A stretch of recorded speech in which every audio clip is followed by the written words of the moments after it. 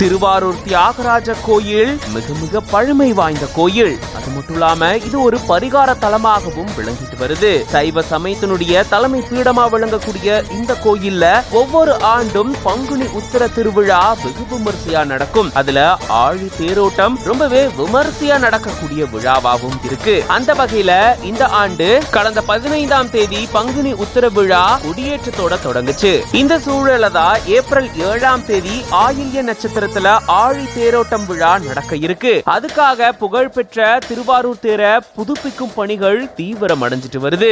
இந்த தேரோட சேர்த்து விநாயகர், சுப்பிரமணியர், கமலாம்பாள், சண்டிகேஸ்வரர் தேர்களும் அலங்கரிக்கக்கூடிய பணிகள் நடந்துட்டு வருது. குறிப்பா இந்த ஆழி தேர்னுடைய முன்னாடி 4 பிரம்மாண்டமான குதிரை பொம்மைகள் பொருத்தப்பட்டிருக்கு.